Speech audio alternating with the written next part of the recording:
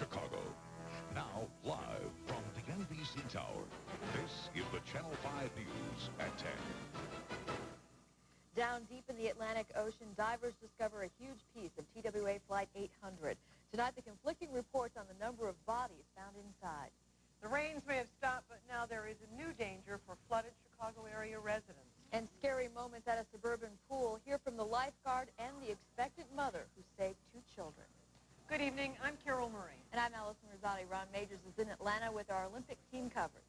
Allison, it's not a yellow brick road, but it is a brick road with 300,000 interesting stories. We'll take you along it a bit later. Carol? Ron, we'll see you then. In other news tonight, divers discovered a major piece of the blown-apart jet on the ocean floor. Tonight, there is confusion as to just how many bodies were inside that part of the fuselage of TWA Flight 800. The National Transportation Safety Board denies that as many as 100 victims of Flight 800 may have been sighted in the wreckage. That denial comes as the search intensifies for clues into what caused the crash. Marianne Ahern is here with details. Marianne? Carol, searchers tonight report they have found a piece of the plane 45 feet tall. The FBI says it is building a very important database to launch a criminal investigation if needed. Piece by piece, investigators analyze every detail they can find from TWA Flight 800, looking for chemical traces or signs of a bomb. Every explosive leaves traces of residue. Today, the Navy sent its best salvage ship equipped with a robot and video scanners. There are conflicting reports on the number of bodies visible, even though the divers had sensitive gear with them. When they go down, then they have a handheld sonar that allows them to swim right into the object that we want them to investigate. Whether a missile shot down the jumbo jet is not officially discounted, yet the U.S. Army has used a computer simulation and suggests it is not very likely. To unravel the mystery of how Flight 800 exploded, searchers need to locate engines, the voice recorder, the data recorder, and parts of the fuselage, especially anything near the cargo hold. It took investigators 6 days to find the crucial clue in the Pan Am explosion over Lockerbie, Scotland. This tiny microchip fragment proved the crash was the work of a bomb. Yet tonight, investigators are only willing to say they have circumstantial evidence, not yet conclusive, that TWA Flight 800 was sabotaged. As tragic as it is, we hope it's some other accident that did not happen because some terrorist or some demented criminal did a horrendous act.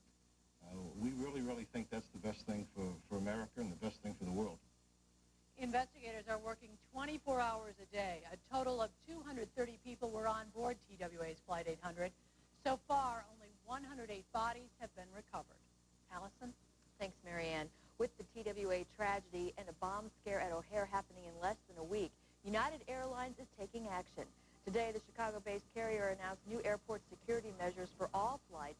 They include refusing to check in small packages unless they're opened, increased spot bag searches on international flights, and bags will not be checked on board unless the owner gets on the plane. Reviews from travelers are mixed. Anything that increases security, I feel better about it. If someone's really determined to do something, it's going to be hard to stop them. And I don't know that all that work and effort is going to be very successful.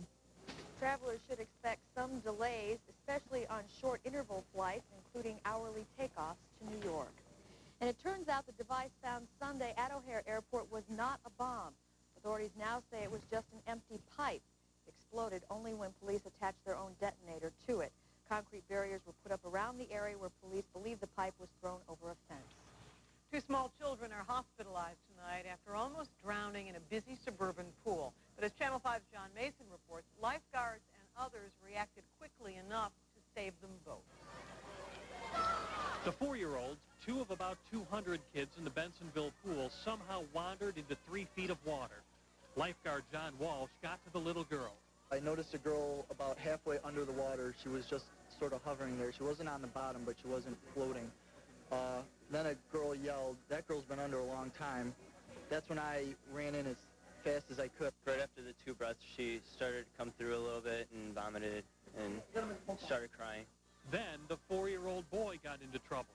Lady there, I'm not sure who she was, grabbed the boy and brought him to the side, and another guard who was in another chair ran over and got that boy and took care of him. That lady was Dorothy Janetsky, 7 months pregnant. a parent from McGuane Park who went on the swimming trip.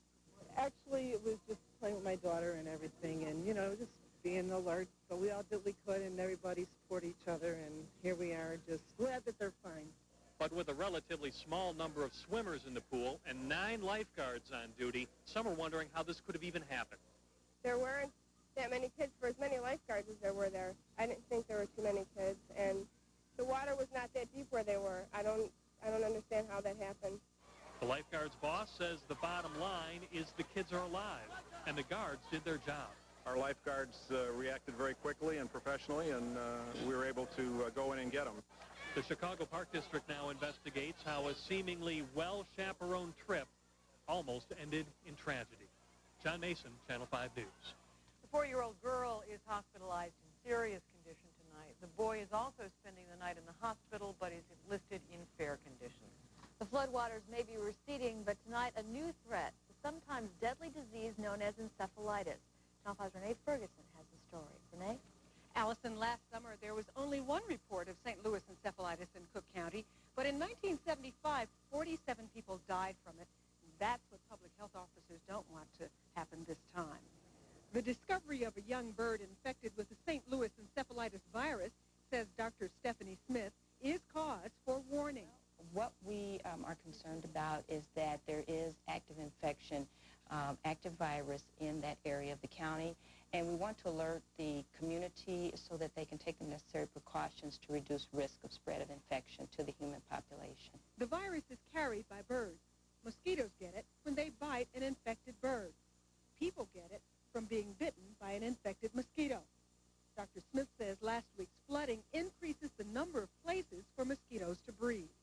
The problem with the flooding that we've recently experienced is that it increases the amount of standing water that might be occurring in individual yards and around the community. Public health authorities urge everyone to drain all standing water, wear long-sleeve shirts and slacks at night, avoid high grass, and use mosquito repellent with DEET in it. So is there reason for people to panic here? Not at all. It's just a time where we can take precautions to prevent the possibility of problems down the road, and we want the community to do that. Encephalitis attacks the covering of the brain. Symptoms include severe headaches, fevers, muscle aches, stiffness of the neck, and disorientation. These symptoms develop 5 to 15 days after the bite. Carol? Renee, thank you. No rain, just a lot of sun and a comfortable breeze. Andy joins us with his first look at the weather. Carol, it's been a beautiful day. Officially, we made it up into the low 80s, and we've cooled off a bit, but still delightful conditions now. City looks just terrific. If you're going out and about for a late evening walk, it'll be just fine. Take a look at temperatures through the area. We've cooled off. It's still very comfortable. DuPage at 68 along the lakefront from Waukegan to the lakefront to Gary. Temperatures are in the low 70s, and that's pretty splendid. Humidity is relatively low. It's pretty nice. But look at the temperature spread from 75 down to the south in St. Louis to a cool 59 to the north in Bemidji. Lots of cloud showers and thunderstorms there today with a frontal system that's working in our direction. Relatively fair skies over northeastern Illinois now, but you notice a few clouds back to the north and west in advance of that front. Beneath these clouds, a couple of showers and thunderstorms have been holding together, and it's possible one or two of these may hold through the Chicago area tonight, but I think they're going to continue to fade, so maybe 10% of the area might see a thunder shower, but overall I think we're going to remain under partly cloudy skies, temperatures dropping into the low 60s, a pretty nice night for us. Pretty nice start to the day tomorrow, quite a bit of sunshine, some scattered clouds, the upper 60s. By the afternoon hours, we'll have partly sunny skies, mixture of clouds and sun, maybe a few instability showers, warming up to 80, a little bit cooler along the lakefront, but a pretty decent day, although not as ideal as today. What about the 5-day? Well, we'll give you a look at the rest of the week and the weekend coming up in just a bit. Allison? Thanks, Andy. A big night for America's women gymnasts. That's ahead, live from Atlanta. Plus, a surprise visitor tonight at the Olympic Games. Ron Majors will have that story. The festival becomes a frightening event in Italy when a firefighter plane drops tons of water on a flotilla of boats. And next, were bombs being made inside this Elgin home? Suburban man is badly burned in an explosion in his home, and police responding to the call discover explosives. 25 pounds of potassium nitrate were seized last night at the South Elgin home, along with partial pipe bombs. Well, the paramedics, he was making some plastic parts, which, you know, very suspicious. Bruce Rummery is listed in good condition tonight. No charges have been filed. Convicted murderer Amanda Wallace heard damaging testimony from her own brother today as the sentencing phase of her trial continues. Wallace, who was removed from court yesterday after repeated outbursts, was allowed back in today. She glared as her brother Paul told the court she often boasted that she could fool experts by feigning mental illness. The prosecution wants Amanda Wallace executed for the hanging death of her son Joseph. But others, including Paul Wallace, say life imprisonment is a more suitable sentence. Tonight, Alderman Jesse Evans is free on a $4,500 bond after being arraigned today in the Operation Silver Shovel case. Evans' case is continued until Friday. The 21st Ward Alderman maintains he did nothing wrong. I'm not going to stand here and say to anyone that I never accepted a campaign contribution, but I emphatically deny that I ever accepted a bribe. Evans' indictment says former Alderman Edward Verdoliak helped arrange a $10,000 contribution to Evans from a businessman seeking a city permit to start a concrete recycling business. The possibility of more trouble tonight for former Farragut High School basketball star Ronnie Fields. Fields, number 23 in white, was seriously hurt in a car accident earlier this year. Now he is listed as a suspect in a weekend sexual assault case in Lombard. Although Fields has not been charged, he is one of 3 men questioned by police in the incident. Just yesterday, it was revealed that Fields has been refused admission to DePaul University because of poor grades. Female inmates at the Cook County Jail now have access to a library. It's called Windows to Freedom, a resource center made possible by numerous local agencies and businesses. Organizers say the library addresses special needs of the growing female population at the county jail. It came without warning. Ahead on Channel 5, the twister that raced through an Iowa town. And next, following the Olympic Brick Road, live from Atlanta. She's only 5 weeks old and weighs just over 2 pounds, but this little bundle is looking at setting a record. That story still ahead. The Olympic Games, celebrating...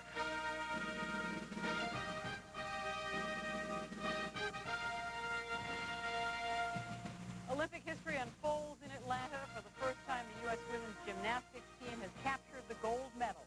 The Americans held off Russia and Romania for top team honors. And the U.S. remains in the top spot in the overall medal count. As of tonight, American athletes have won 9 gold, 12 silver, and 3 bronze medals for a total of 24. Tom Zenner will have more highlights from the Olympics later in sports. But first, let's join Ron Majors with information of the Olympic Brick Road. Ron? Carol, the walkways in Main Plaza of this Centennial Olympic Park behind me here are paved with bricks. They are commemorative bricks that have been purchased by people from really around the world, and then they have their name or a message inscribed in them. If you come here to the park, you can get in this line to look up your brick on a computer. The computer will print out the location, and then you're off to find it. By the way, if you're the Ginsburg family of Buffalo Grove or the Whitmans of Wheeling, you know this is your son and son-in-law, Mark Ginsburg. But did you know he's off to find your brick? I don't know. Ginsburg, right here. That's my parents. Right should be right there. Whitman's up top. How you doing, Mom and Dad, Connie and John? Just want to say hi. There's your bricks, right there. And a further message to the Ginsburgs and the Whitmans. Mark and Diane are coming up in a couple of weeks, and they're going to have a picture of your brick blown up for you. Now, for anybody else who's interested in buying a brick, they'll be on sale through the rest of these Olympics, and you can still order one. You can order one by phone. The brick costs $35, which is tax deductible.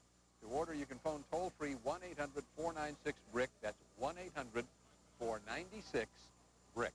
And here in Atlanta, a surprise visitor to the gymnastics competition tonight. O.J. Simpson was there with a group of friends to watch the U.S. win. Simpson reported to be in Atlanta for a French pay television outfit. He's said to be doing an exclusive talk show with cable television. A French spokesman for the program would not release any details about what that show might be about. Earlier today, we are told Simpson signed a lot of autographs for fans at his downtown Atlanta hotel. Now, we've told you it is hot and humid in Atlanta. There is some help, however, for Atlanta spectators and Olympic spectators. A company from Cedar Rapids, Iowa, is offering relief with misters. These machines work by shooting highly pressurized mist out of nozzles, and then fans help the mist evaporate, cooling the air temperature around you. The Atlanta Olympic Committee is paying $250,000 for about 100 of these machines. And depending on the humidity, when you step inside here, it can actually lower the air temperature by about 30 degrees. These cooling off spots are located all around town. And Andy, I heard you say that it was very pleasant in Chicago today, but you know at this time of year, we needed those things in Atlanta again today. No question about it. I checked temperatures were on your highs were in the low 90s, and of course it was another steamy day, but it should be pretty comfortable now at 78 degrees. Does it feel pretty nice? Really very nice now. Well, terrific. Another steamy day in store for you tomorrow, and maybe a few thunderstorms around the area, but by and large, a pretty decent summer day for you down in Atlanta. We'll check the radar in your neighborhood right now just to let everyone know that you're high and dry and free of any rain now. The closest storms anywhere near Atlanta, well off to the east through portions of South Carolina. So a pretty quiet evening for them tonight. We'll put the weather in motion and show you what's happening because there's some activity that we're watching. Notice the powerful storms back here into the plains that are pushing to the southeast. Violent storms erupting there. Notice the area of low pressure, though, up into south central Canada. This is the flow that will be affecting us over the next several days, and its counterclockwise flow around this area of low pressure will continue with a relatively cool northwesterly flow over Chicago. Not cool air, but certainly cooler than we should be for this time of year. And again, with the cool air aloft, we're producing what we refer to as instability showers in the afternoon hours over the next couple of days. Beautiful day tomorrow, some clouds in the afternoon, maybe a few showers. Same story on Thursday, but Friday, Saturday, and Sunday look just delightful. The winning streak continues. Carol? Andy, thanks very much. Correction, earlier this evening we reported that Alderman Jesse Evans in his indictment listed Alderman Ed Verdoliak as having arranged a campaign contribution for Evans from a businessman. In point of fact, Verdoliak is not mentioned in the federal indictment, and Verdoliak is not in any way charged in this case.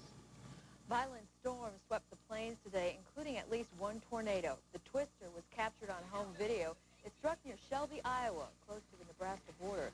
The video shows relatively clear skies on either side of this tornado. People say there was no watch or warning when the twister hit. Several buildings were damaged. Fortunately, no one was injured. A dozen people are injured in a bizarre accident off the Italian island of Sardinia. It started as a traditional ceremony. Divers went down to put a wreath on a submerged statue as a ritual to keep the seas safe. But a firefighting plane that was supposed to put on a show somehow missed its target. The plane ended up dumping 5 tons of water right on the flotilla of watching boaters. Dozens were hit, many capsized, and one woman is in a coma tonight. In Health Watch tonight, a glimmer of hope for the millions of Americans who suffer from migraine headaches. 1/3 of the patients in a new study report long-lasting migraine relief after using nose drops. The nose drops contain a topical anesthetic lidocaine. However, some migraine experts express skepticism about the treatment because its effectiveness fades with repeated use. Millions of Americans take aspirin or similar drugs for arthritis, and to prevent stomach irritation from those drugs, they also use antacids. Now, a study done at Stanford University suggests taking aspirin with antacids actually increases the risk of stomach problems. Of the 600 people in the study who took both aspirin and antacids, nearly half reported stomach ailments, and 42 were hospitalized. A record may be set in Chicago tomorrow when Loyola Medical Center sends home what may be the smallest baby ever to leave their hospital. At birth just 5 weeks ago, Jamie Podgorny weighed just 1 pound 5 ounces. Now weighing 2 pounds 8 ounces, Jamie's ready to go home. At most hospitals, that's unheard of. A few years ago, we would have been reluctant to take a baby this small out of the incubator, but our experience is that it's not just the weight, but it's how mature the babies are coming. Jamie also will benefit from Loyola's new home care program, which sends a nurse to the house regularly. In a minute, back to Atlanta and American athletes going for the gold. It was a historic night for the American women's gymnastics team. For the first time ever, they are the Golden Girls. I'm Tom Zenner. We'll show you how they did it later in sports. Well, a history-making night in Atlanta. Tom Zenner is here with more on that. It was a beautiful night, Carol. No talk of millionaires tonight, just real Olympians. Now, the real dream team in Atlanta has an average height of about 5 feet and an average age of 17. The American women's gymnastics team studies history in high school. Tonight they made history by winning the team gold medal for the first time ever. Over 30,000 fans at the Georgia Dome cheered the young ladies on. Their winning score was 389.225, just edging Russia and Romania. John Kelly is in Atlanta on this historic night, and John, Carrie Strug is a true American hero. What a gutsy performance by her tonight, huh? Tom, no doubt about it. If you want dramatics, this one had it all and had it all with a capital D, good to the last drop, and in the end, well, this one was a valiant effort from a young Carrie Strug. Not even a waiver in this routine, just the dismount.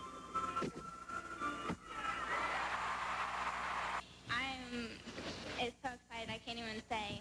I don't think it's totally sunk in yet that I have an Olympic gold medal.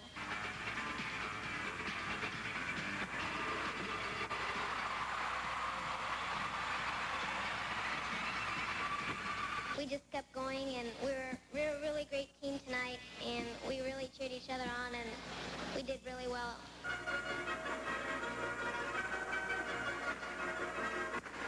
I'm so happy right now, and this is a great topping and ending for my career.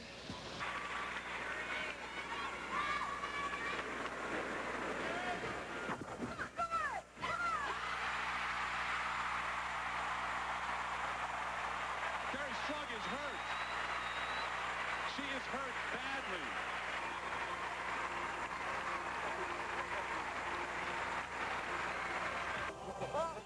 I'm just glad that I did well. We got the gold and let your dream come true.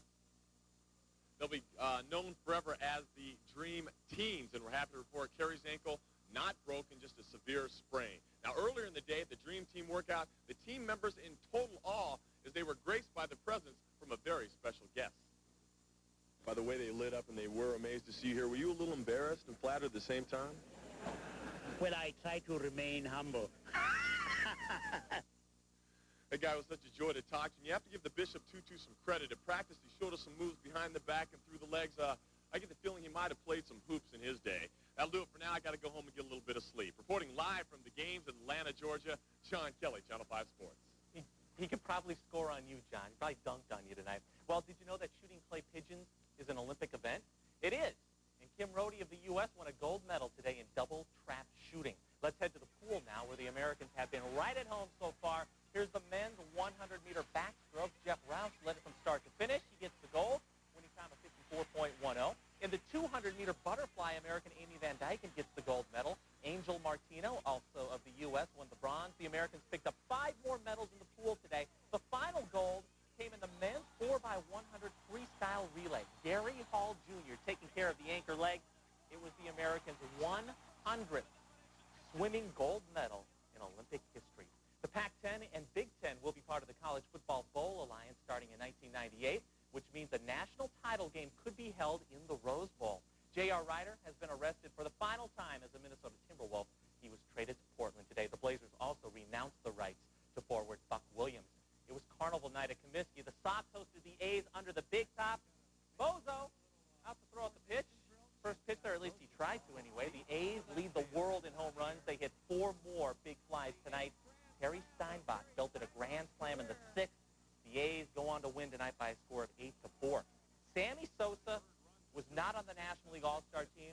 We're still trying to figure out why. Sammy was super today.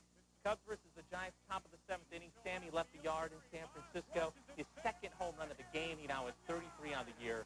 The Cubs rally from a 5-1 deficit to go on to win tonight, 9-6. But Olympics, the top story. She goes out there with one leg, kind of a bad ankle, and she is going to be a big-time hero for the next week or so. All right, Tom, thank you. So who needs a wedding chapel when you've got the Summer Olympics? That story is next. But first, take a look at tonight's winning lottery numbers.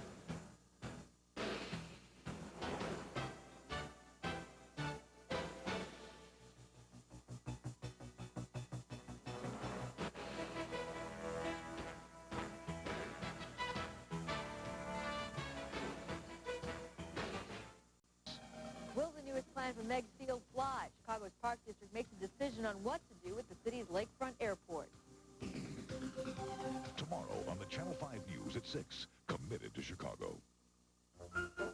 Ron rejoins us from Atlanta, where it's day 2 of Love in the Air, right? Well, Carol, yesterday we had the marriage proposal by Brick. Today we've got the marriage at the wrestling mat. You know, if you're in the Olympics and you're in love, you may as well go ahead and get married. So today, U.S. Assistant Wrestling Coach Bob Anderson tied the knot with the woman he loves. Both are from San Clemente, California. They thought the Olympics were, of course, the perfect place to get married. And as team members looked on, they said their I-dos outside the wrestling venue. I feel very good. It's just wonderful. I feel so excited to be here. This feels great. I'm really fortunate to have a woman like this. She's really behind me in what I do, and being out here and being a part of the Olympics was a dream. Well, at least they got all the wrestling out of the way before they got married. They ought to have smooth sailing from here. Carol, Allison. I can't believe you said that. Well said, Ron. That's our news this evening. Thank you for joining us. Have a good morning right now. We'll see you a little later on Wednesday. Bye-bye. Thank you for making the Channel 5 News at 10 Chicago's most watched newscast.